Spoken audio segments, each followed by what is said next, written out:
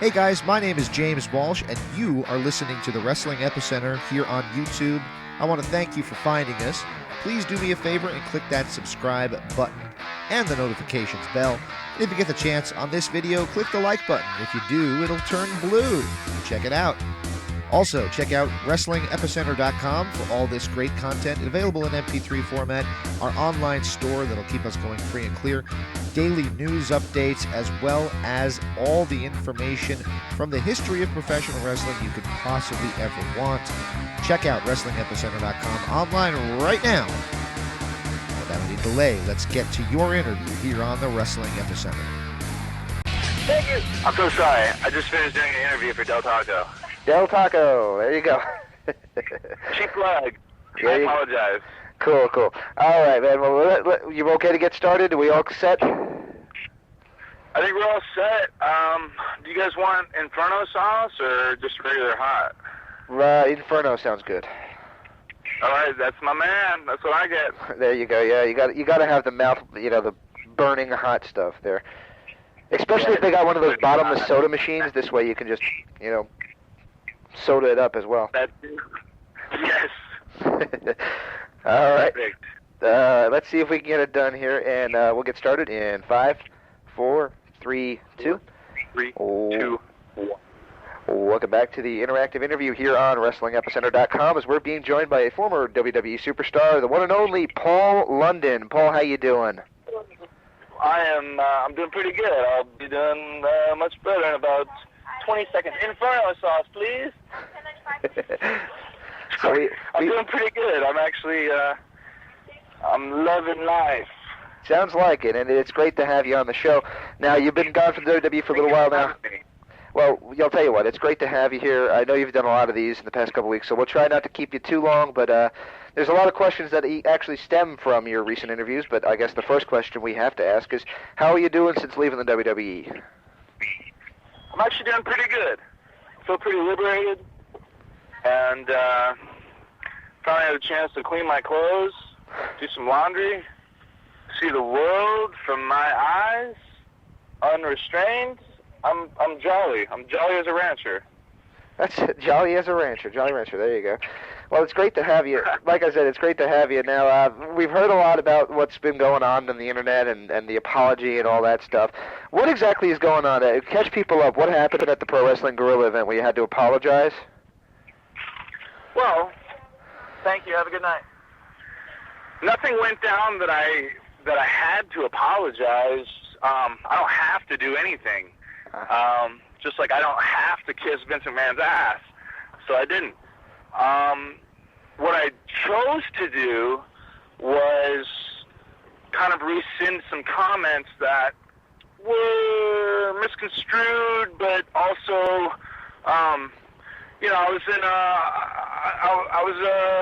wasn't in the right mind, and I kind of got carried away with some comments I had made about a buddy of mine, and they kind of got taken away way out of context. My buddy Matt Seidel, and so I chose to have a public apology to him because he is a buddy of mine and he's phenomenally talented, and I never meant to give off the impression that I wasn't a fan of his, because I am. Oh, cool. And so I wanted that to be known that wasn't the case. That wasn't the case at all. I'm a huge fan of his. I think we both have very exciting styles, and he actually probably has more ability than I do. But we have different shooting stars, and that's where a lot of people look at the comparisons. But we're very, very, very, very different wrestlers. But I'm a fan of his, and I wanted that to be known. That's my standpoint on it. Absolutely. Well, one thing I wanted to ask you about is that a lot of the guys who are more your style, more the high-flying style, seem like they kind of get restricted in WWE and what they can do. Is that true, or were there certain moves that they told you couldn't do? Yes. There's about a list of them that they wrote on a napkin and slid over to me when I was sitting on the other end of the cafeteria, because I wasn't allowed to sit at the cool kids table. And so, I was just sitting there with my milk and my peas and my fried okra. And then one day this envelope got slid over to me with a napkin with Crayola scribbled on it with a list of moves that they said, hey, you can't do these because whatever reason, but you just can't do them. That's not exactly how it went down, but pretty close.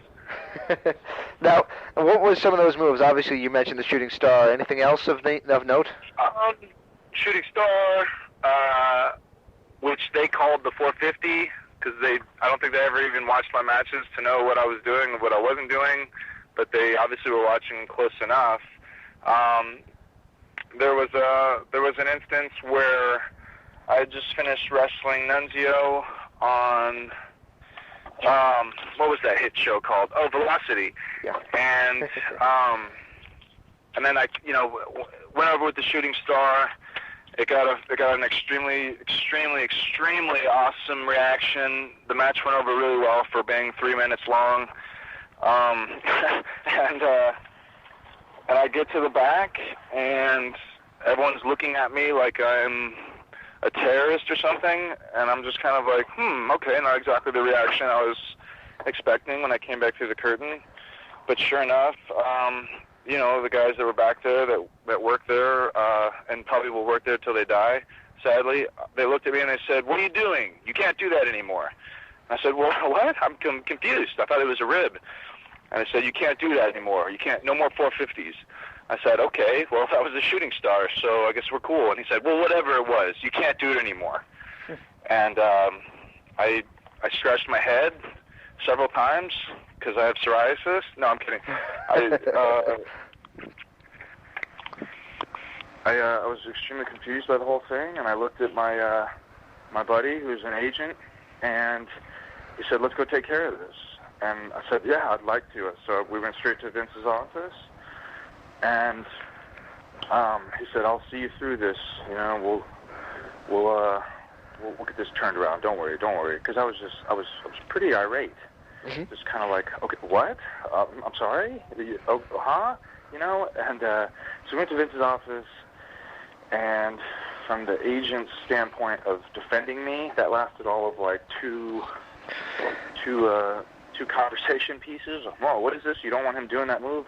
"No, I don't want him doing it." "Okay, see you later." And so he just kind of left me high and dry there in the office to defend myself, which didn't surprise me.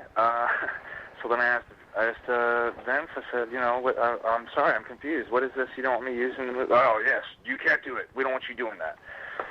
I said, "Okay, well, I'm a little confused because that's my finishing move, and nobody's using it." I had shown my respect for Kidman and not used it for the whole time that he was there. But then once he got ousted, I was like, well, hell, it's open game now, right? So, and who's going to do it better than I am on this show?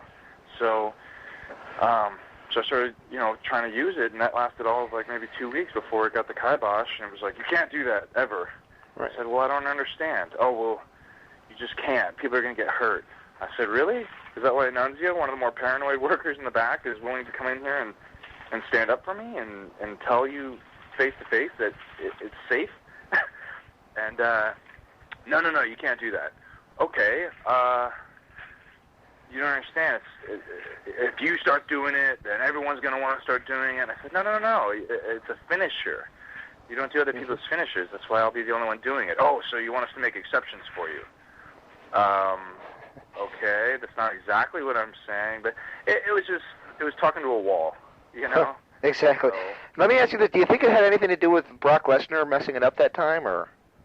No, I think it had something to do with Billy Kidman decapitating Chavo Guerrero off of an attempted shooting star. I can't really say what it was, but it was like a shooting knee to the face. Yeah, I remember that one. And that put him in the hospital, and he probably shouldn't have been doing it anyways, because he would admit to me that he can't even control it, and so it's like, yeah, I don't think I'd want to be taking that from someone who isn't even comfortable with it. So I think it was just, obviously ignorance, but, That's the thing, though. I mean, I've seen you hit that from a ladder.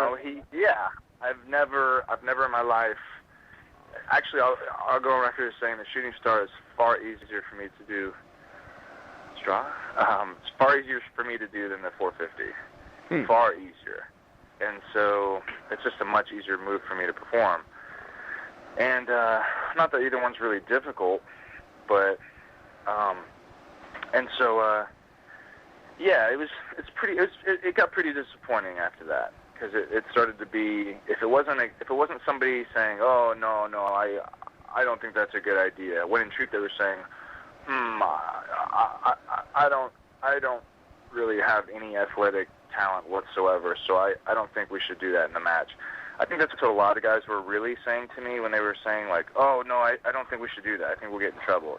So there's a whole slew of reasons, but I don't call the shots. I'm not the boss, and so I just tried to appease everybody and follow orders. And just because I'm following orders doesn't mean I'm happy about it, or that I should be. I'm a very opinionated person, as I think everyone should be or has a right to be if anyone has a pulse. And so that was that. There you go. Well, you mentioned Billy Kidman. You mentioned Billy Kidman. You had a feud with him over the use of the shooting star press. What was your opinion of that storyline and that feud? It was okay. It wasn't even really the feud wasn't even over the move. It was, who knows, just like, hey, it's time to break these guys up after 2 months. So that match was fun. The one at No Mercy allowed me to do some things that I hadn't had a chance to show yet, and I just attended a Ring of Honor show the night before in Philadelphia, and so I came into that match like extra pumped to want to just beat the crap out of this dude, and just bring in like I was jazzed for it, and I was wrestling with a broken nose in that match. Let me ask you this. I had put off surgery for that match. I had put off surgery on my broken nose for like 2 months. And then sure enough, the heat spot is him kicking me right in the nose. So, it was an interesting match.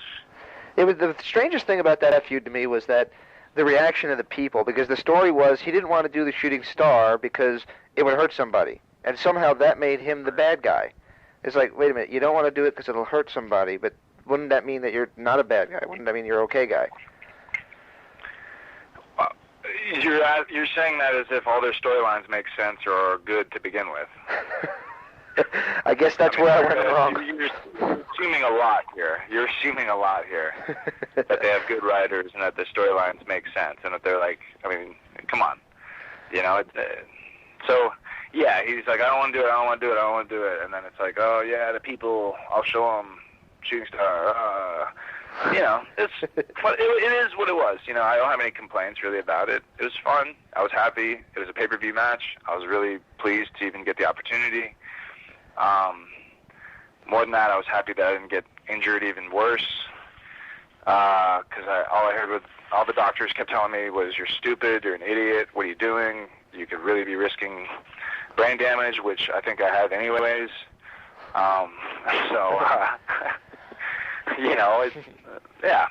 It was a fun little match. Right. Served its purpose, I guess. But what I do like is that if you look in this one magazine that they have of photos, like the Year in Photos or something, there's a picture of his shooting star from that match and then mine, and there's a clear difference. His is like barely off the top rope, and mine was a good 6 or 7 feet above the top rope. So, someone had to have taken that picture and put it in the magazine, so I thank them. There you go. Now, you guys were former tag champs, and we actually had the opportunity to interview Devon, and he mentioned that Bubba wasn't all that crazy about that. What did you think about working with the Dudley Boys? I loved working with Devon. I enjoyed working with Bubba, too, at times, but there were more negative times with him than there were positive times. I think he was pretty disgruntled at that point because none of his political attempts to, I think he waited outside Vince's office for an hour or something the day that we were supposed to get the belts off of him, and because all the agents kept coming up to me and banging him. I'm like, this guy's waiting outside the office, trying to get it changed. And I'm just sitting here like, what? Because they haven't had him 13 times? Does he want to go to sleep with the title belt or something? Or I don't get it. I never really tried to get too into any of that political crap because it's just whatever, it's nonsense. So, but he was never happy with working with me. I think he might have been nice to me 5 minutes out of the however long, 2 months that we worked together. And the thing is, you didn't see him going up to Kidman and telling him, hey, this is going to be the worst day of your life before that match. But Kidman didn't get that little talk. I did. And I just kind of laughed it off, like, okay, cool, man. Good for you. Cool. Now, so I love working with Steve on. But Bubba was apparently the puppet master of that team, and just very vocal. Not a very friendly guy. I don't really like him. Well, one match I wanted to talk to you about was the four-way ladder match that you had at Armageddon. That was probably your most famous match from the WWE, but it wasn't originally advertised as a four-way ladder match. What led to that change being made at the pay-per-view? I don't really know, because we didn't find out about it until just before. And I think, I don't know if they just felt that there wasn't enough excitement going into it, or that we were, our proximity to North Carolina, and they figured, we can really up the ante here. Because they had like Teddy Long come out or something and be like, I'm just giving and giving, player. Like in one of those speeches where he's all excited about, like it's his idea or something. But, it was. Yeah, it was totally Teddy Long's idea to make that what it was. And so, yeah, I don't really know, but I'm glad they did it. It obviously, not that, our match with Regal and Taylor wouldn't have been very, very good, because it would have, but it wouldn't have ended up on like a DVD, like a ladder match DVD. It wouldn't have gotten as much fanfare. But yeah, I had a lot of fun. That was definitely a highlight for me during my run, and we were really pleased to be able to have the opportunity to show something else that we could do and do really, really well, which we felt we could do better than just about anybody. But the opportunities were far and few between.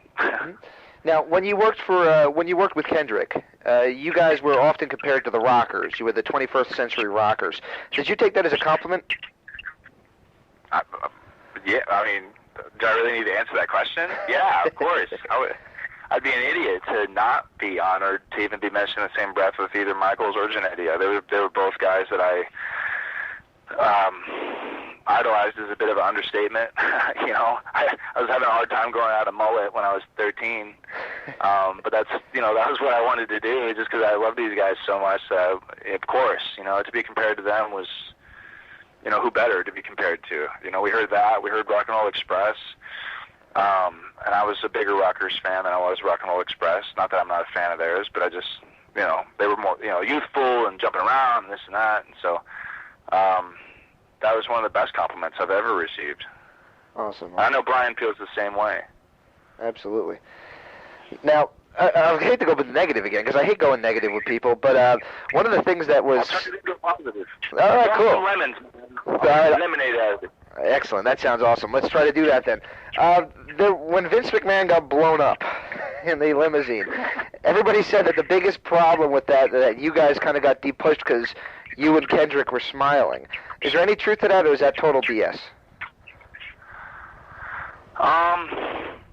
The BS is that Brian wasn't smiling. I was smiling, but it's been so thrown out of context from what really went down. We were at the building. Vague instructions, if any. Hey guys, stand in the hallway here. We're going to have all the superstars stand in the hallway here. Vince is going to walk back here. Really peculiar, really just walking really, he's going to have this queer look on his face. Just really odd, you don't know what's going on with him, but just kind of react off of him. That was basically all, and I'm saying all the instructions I received. So I figured, well, this guy's the boss, and he's supposed to be just this ruthless, crazed maniac of a promoter, of a CEO, whatever his persona is. Then me being this blip on the radar screen, I should just put on my best, hey, don't suspect me. I didn't do anything. I'm just a blip on the ass face. And that's what I did. It was just like, hey, don't suspect me. I'm just some goofy idiot. And it got so blown out of context. Just like, oh my God, he was laughing and he was gonna die, and he was laughing at this and that. And it was like, I didn't even know. Had I known, you would have seen a much different reaction. Actually, had I known that he was going to get blown up, you would have definitely seen a much different reaction. I can tell you that much. But no, there's my favorite band of all time is Faith No More, and they have this video, Last Cup of Sorrow, and there's this part in there where it's like a video play on Vertigo, the movie Vertigo, and there's a scene in the video where Mike Patton's playing with this woman's undergarments after having saved her from jumping in the bay.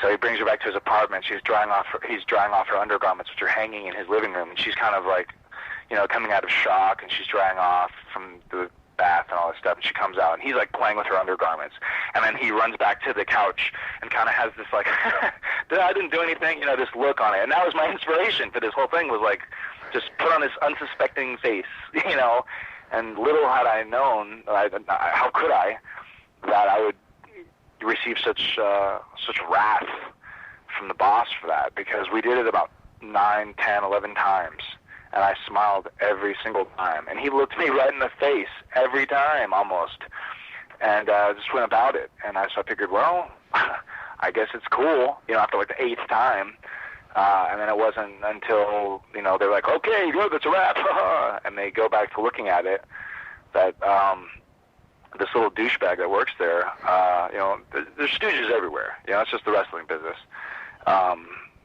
Most nobodies turn into stooges because they want to hopefully be somebody, and so they think if they stooge and try and, kiss ass, that it'll promote them, So there was one of those guys running around, and he pointed it out, and he said, whoa, what do you think, sir? Look at this. You think anyone's going to make a big deal about that? And it was as if Vince had taken off his acting eyeballs and put on his real eyeballs and been like, And I think here's an opportunity to make an example out of somebody. So that was me. Fun times at WWE high school. Oh man. Well, I hear you're speaking of school. You're back at school. You're going to college now, right? Not really. I'm skipping class. No. I'm taking all sorts of different schools.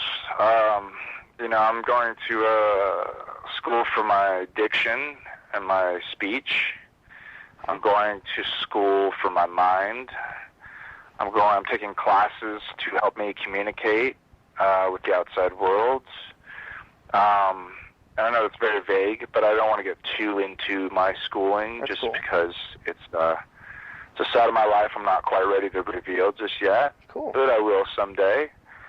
And we'll see. We'll interview about that when that time comes. But I don't want to get too ahead of myself. But I'm very happy. I feel like every day is an opportunity to educate ourselves. And if you don't use it, you lose it. Absolutely. There you go. Well, I wanted to go back to the beginning of your run in the WWE. I believe, if I'm correct, your debut was on SmackDown against Brock Lesnar in what was a very one-sided match. Why did they decide to debut you like that? Well, I don't think it was a matter of like, hey, how do we debut this guy? I don't think they had plans whatsoever. I think it was a matter of Brian was pushing for me to team with him, and he had just done his thing with Brock, and what, you okay?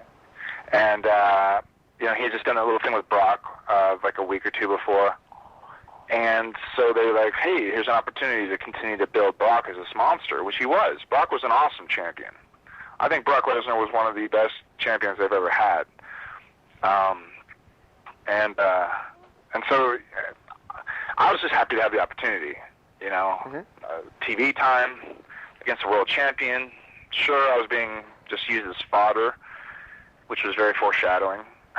But, I have no complaints about that at all. He was a straight-up guy. He was very cool with me. He was very cool with me after that, I think, because he saw that I was, I wasn't crying about it. I was very happy. I was very happy to be able to do that for him and with him, and happy for the opportunity he gave me to just get some FaceTime on TV and continue to build him as a monster. And we always shared a nice little friendship after that, just mutual respect. So as far as why they did that, I don't think they had one thought about it one way or another. I think it was just like, hey, he's here. Nobody knows him. Let's say he's a local. Let's put him in there. So I think it was just one of those last-minute kind of deals. Very cool, very cool. Alrighty, man. Well, I wanted to talk to you about you leaving the WWE. I'm not from Harvard at all. I never want to be from Harvard. You never want to be from Harvard? No, I'm not from anywhere near Connecticut. Oh, right. Very cool, very cool. Well, let me ask you this question here. We're talking about the leaving the WWE stage and everything now. Kendrick ended up getting a push on SmackDown, and you kind of just faded off the radar there. What did you think was the result of that? Was that still the result of the smile, or what was the deal? Yeah, it could have been a result of that. It could have been a result of who I was friends with. Could have been a result of who I was kissing at the time. Who knows? It was a result of a lot of things, I think. But at the same time, I was nursing an injury, which kept me off for the last part of my end there. And I think it was just another opportunity for them to be like, hey, well, this will make it look like there's sense to this, so we'll just, everything happens for a reason. I don't have any real complaints about it or anything. It's just, it is what it is. You treat each day with what comes your way. And Brian's push is, well, I don't even know if it's a push anymore. It kind of disappeared. Yeah, it's kind of deep pushing, yeah. It's very well deserved. He's one of the hardest workers and one of the most dedicated guys in the business. And so he deserved everything wonderful that comes his way. I think they could sense a little bit that my discouragement was growing, and that I was slowly becoming a bit more and more vocal. Because you know what? God forbid I give a crap about my career. Sorry if I care about the direction my career goes in. I don't know. That to me is somebody who cares about what they're doing. I'm not a guy who's going to sit up there and just be like, hey, I'm a WWE superstar, man, and act like some jerk-off wannabe celebrity because he's getting paid. That was never my intention to work there. My intention to work there was, hey, this is the biggest stage there is, and it's an opportunity to show what I'm capable of on the biggest stage there is. This is going to get out to the most people. It was, like I said, the biggest stage. It had nothing to do with money. It never has been. And,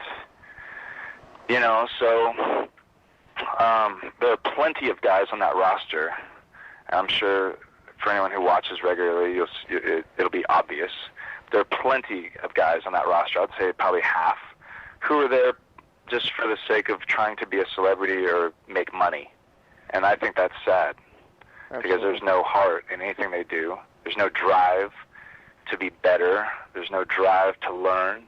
It's just guys getting up there and nestling in their little comfort spots and continuing to make the product kind of boring.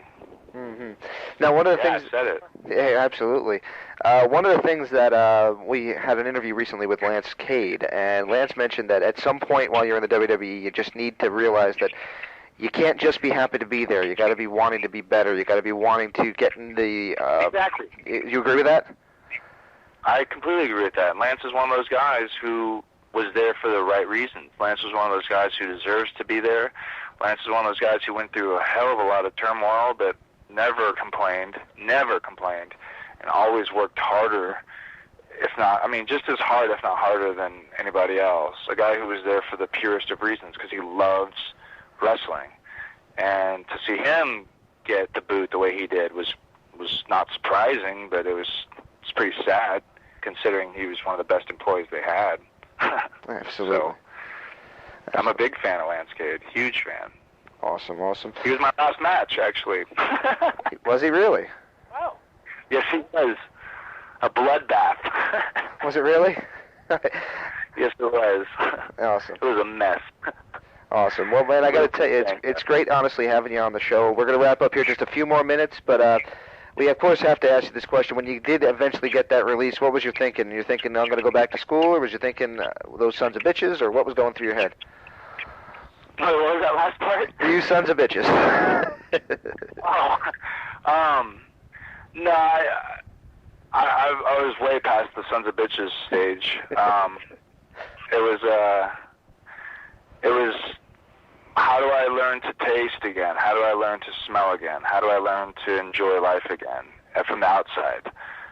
Because when you're under that schedule, there's such a stranglehold on your life. I mean, they want to know everything about you. They want your blood type. It's like Rapunzel. It's like, not Rapunzel. It's like working for Rumpelstiltskin. Rumpelstiltskin. You know what I mean? Yep. I mean, they're going to want as much of your life as they possibly can. They want to control you, own you, clone you. And so, if anything, it was just kind of like, wow, what do I do with all this time now? Like, this is pretty exciting. Wait, you mean I don't have to check in with anybody to use the restroom? Oh, wow, what freedom. You mean okay, so I don't have to check with anyone to see if I can drink 2% milk? Because I've been told how to drink my milk, and I was told I could only drink this kind. You mean I have the freedom to make my own choices? Oh, wow. You know, so it was really, it was a 180 completely, but it wasn't anything negative at all. It was just, it was exciting, you know, like, wow, okay. Awesome. Thrust into this position, let's see what we do with it. Awesome. Now, I'm sure you've got this... Sorry, go ahead, Pat. Okay, well, there are other options for wrestling promotions out there. ROH just got a TV deal, and TNA is on Spike TV now. Would you ever consider going to one of those two companies again? Sure, if the situation is right, absolutely. There are always opportunities. Opportunities are all around us. We just got to be willing to open our eyes. But there's always, you know, who knows, I could end up on TNA next week or in a month. Who knows? You know, it's just a matter of how the moon is aligned with the planets. And, you know, if the tide is breaking late, and, you know, it's really up to the cosmos. It's not up to me. So however that happens, it'll happen when it does, but I'm not worried about anything. I mean, I'm pretty at peace, just letting the world take shape and do the best I can with what's put in front of me. I got to tell you, me personally, I do hope to see you in one of those two companies again, because when I first noticed you, it was in TNA and MLW and Ring of Honor, and I mean, you were the first guy I got excited about in a long time. So it was great to see that, and honestly, I think that WWE might have held you back a little bit, but you still brought a lot of young fans into the high-flying aspect of wrestling, and I think you can take it to the next level with a company that might not restrict you quite as much. Well, I appreciate that. Thank you. It's very kind of you to say. You know, there's plenty of promotions out there looking to get their names out there. I just wrestled last week for PWG out here in California, and they're so fun to work for. So fun. I mean, it's probably one of the funnest nights I've ever had in wrestling by far. And so I look forward to working with them in the future. I have a show coming up this weekend for a company called Big Time Wrestling. Friday and Saturday. Is that Kirk White run? I'm sorry? Is that Kirk White running that show? It is, indeed. Very cool. Just got off the phone with him. So for those of you out there in the area, Newark, California, Pittsburgh, California on Saturday night.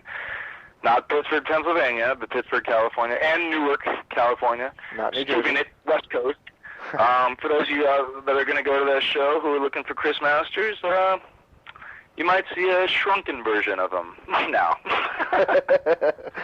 What did you think of that when Triple H said that to him? When Masters came up to him and Triple H said something along the lines of, "What are you going to write a book about? How to lose 30 pounds in 1 month or something like that?" That was pretty brutal. I was wondering who wrote that for Hunter, because I know he's not that funny. Ah, okay, there you go. All right, man. Well, I got to tell you, why don't we close out with just a few word associations? Now, what we're going to do is we're going to give you a name. It's kind of like a psychological exam here for you. We're going to give you a name. You can either give us a one-word answer or you can give us a story, whichever you prefer. Is that cool? What if I give you a syllable? A syllable would be cool, too. Yeah, well, you got to pay for the vowels. You got to pay for the vowels. Can I pantomime it? You can pantomime it, but it'd be kind of hard to do on the radio. Sure. No. Okay. What if I say it? What if I say it in like Swahili.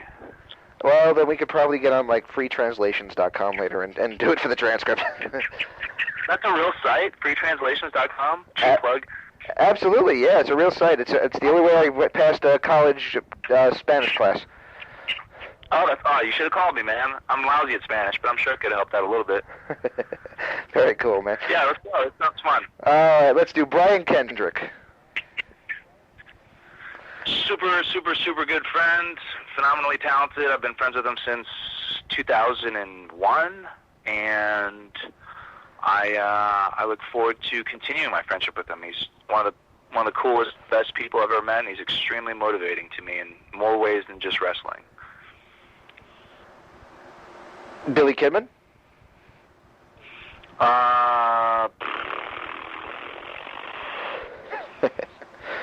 Yeah. Shouldn't wear tights. I don't know. Let's see. How about AJ Styles? Phenomenal is a bit of an understatement. I don't think there's a single thing he can't do. Yeah, I'm a huge fan. He's awesome. He's very awesome to watch. I'm always keen to watch AJ work. So, yeah, I'm a big mark. How about Kid Cash? Super cool guy. Kind of looks like Kid Rock, even though, I'm sure there's some differences there. I've had a lot of fun in the ring with Kid Cash. I think he's definitely somebody to learn from, and brings it every time, every single time. And, I mean, that's exciting for me to be in the ring with somebody who is constantly wanting to find ways to open the people's eyes, and someone who's constantly willing to try stuff, and someone who's you'll rarely hear a side of Kid Cash where he's not willing to try something. I mean, that's just how fun it is to work with him. So, awesome. A real pleasure. Now, one of the first matches you had that really caught my attention was with MLW, and it was with Jerry Lynn. How about Jerry Lynn? What, have you ever heard one negative thing about Jerry Lynn? Never in my life. Never. He's amazing. He doesn't age, which is weird, because he's still better than like 75 to 95% of the guys out there. He can do just about anything, and it looks crisp every single time. He's the epitome of smooth. And he's a rocker. He's like such a metalhead. How can you not like that? He's so awesome. He's such a good dude, and truly an inspiring person outside of wrestling, because sadly the professional wrestling business tends to carry a wave of negativity a lot of times, just from the fact that there's so many egos involved. And he is I'm talking the polar opposite of ego. Just a flat-out class act who I hope I have the chance to work with again, because it was an absolute pleasure. Awesome. And if you're a metalhead, you got to check out our sister site, metalepicenter.com. We're also metalheads here, so I'm sure he's a secret listener. All right, very cool. All right, Ed, let's see here. Let's wrap it up with just a couple more here. But how about the guy who ran MLW? And I hope he's not a friend of yours, because I thought he ran it back-asswards. But how about Court Bauer? Court Bauer, well, I mean, I haven't talked to him in years, but he was always a straight-up guy with me. I felt that he was in the right mindset with MLW, wanting to try and start something up in the kind of in the shadow of ECW.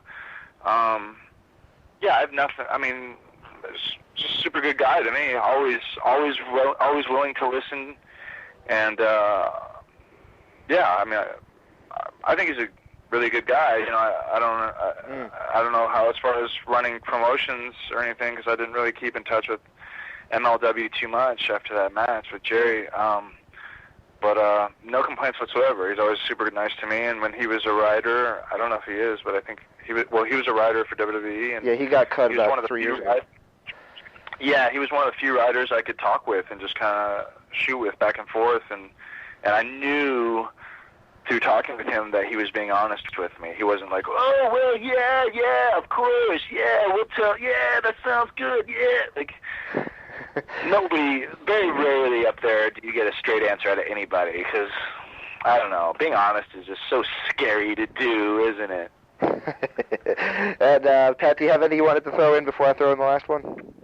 Yes, I do. How about Matt Bentley? One of my best friends in life. Extremely underrated, sadly extremely overlooked. I think any company that passed on him in the past was moronic. You know, he had an enhancement match with that Russian dude. I don't even know what his name is. Yeah. And just made him look like $1 million. You know what I mean? And so the guy is just so smart, has such a smart mindset for the business too, and he's so crisp. One of the best punches I've seen in wrestling too. I'm a huge fan of his. And sadly, he's kind of just like disappeared, but I think, and I say that sadly from a wrestling fan standpoint, but he's doing his music. I heard he's doing really good with that too. Extremely talented musician.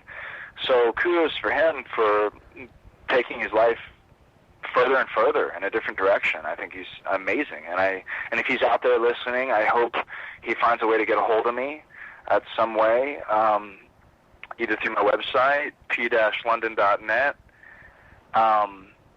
If he can get a hold of me in any way, I'd love to talk with him because we've lost touch, and it sucks because he's one of my best friends, but I think he's incredible. Awesome. And one more I have for you is Jamie Noble. Again, not a whole lot that he can't do. I mean, extremely underutilized, underrated, extremely talented. I'm hooked every time I watch him, just because it's so believable. Everything he does, he brings it every single time. And so I'm a big fan of Jamie Noble. All right, let's wrap it up with one last question, and this is a name that apparently has been erased from their history books. But it's not quite a word association.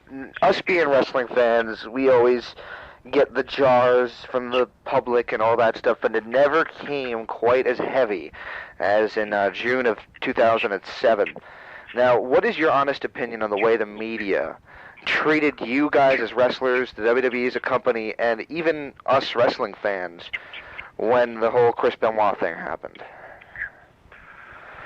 I think any time in any line of work when there's an apparent tragedy that is surrounded with mystery, the way that all went down, I think it's going to be very easy for reporters, anyone wanting to get the jump on the story, to fuel the negativity surrounding it. Obviously, it's a tragedy, but to drag down hundreds of people around it just through association, I think that's wrong. I think that's ignorance. I think it's lazy journalism. Now, there were a lot of valid points brought out throughout those reports about enhancement performing drugs. And then you had all these guys claiming they weren't taking this and that and some of that. So those guys were kind of just, exposing themselves by opening their mouths. But the Benoit thing is extremely sad. I mean, I think so much attention went to, what caused this, as opposed to the fact that this guy has children still. He has a young boy, and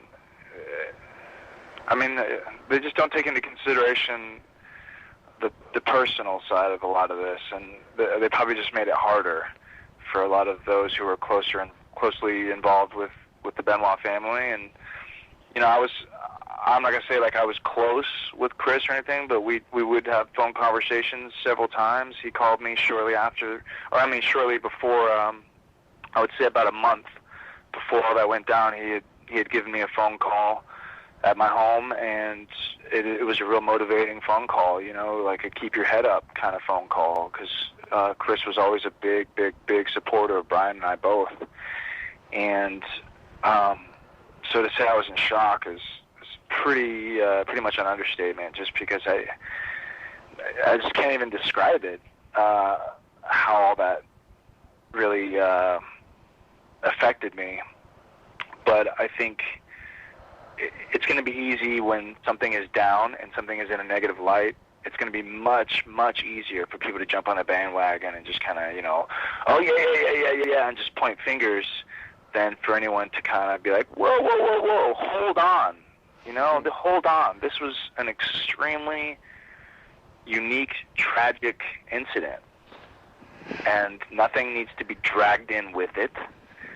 It is what it was, and I who's to say what really happened? Who's to say? Nobody was a fly on the wall in there, and we'll never know. And so you'll never know, and so it could be laced with speculation, and it's just sad. It's just depressing. It's very, very, very. It's sad.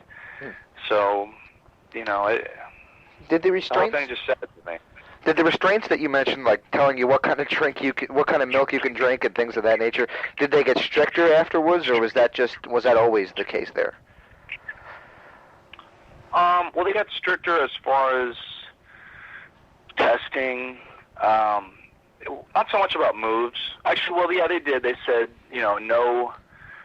They made this big deal about no choking moves whatsoever. No, you can't put the guys up on the ropes and put them face down on the ropes like you're choking them with the ropes. Like nothing. Reverse chin lock, like nothing.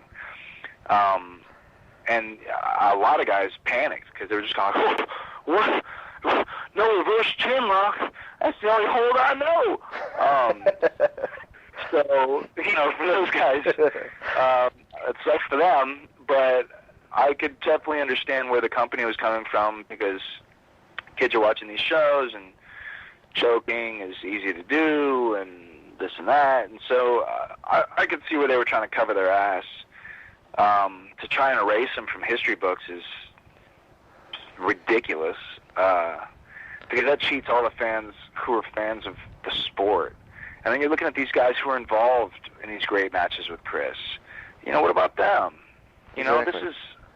This is part of their resume also. You can't take that away from them. I mean, it should just be looked at in separate views. It's Chris Benoit, the wrestler who was phenomenal, superstar in more ways than one.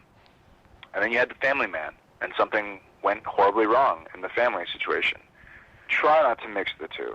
Please, I'm begging anyone out there who's a wrestling fan, try not to let one affect the other, because then you're just cheating yourself out of great, great, great wrestling. And great memories. And history. Yeah, absolutely. Absolutely.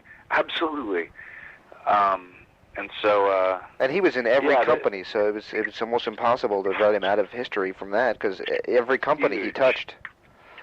I mean, do you see New Japan erasing their memory books? No. Exactly. So. All right. Cool, man. Well, let me ask you this. Let's. What do you want to? Where can people find out more information? Where you're going to be appearing next? Where can they find that out? They can go to my MySpace page, as nerdy as that sounds. It is MySpace /official Paul London, or they can go to p-london.net. Awesome. And the more hate mail, the better. That's great. Because I love to see people with no lives include me in theirs. Awesome. I'll tell you what, Bobby Heenan told me once, it doesn't matter if you spell my name wrong as long as you're talking about me. So, there you go. Ooh, yeah, I like that. I mean, Heenan's the man, of course. Right.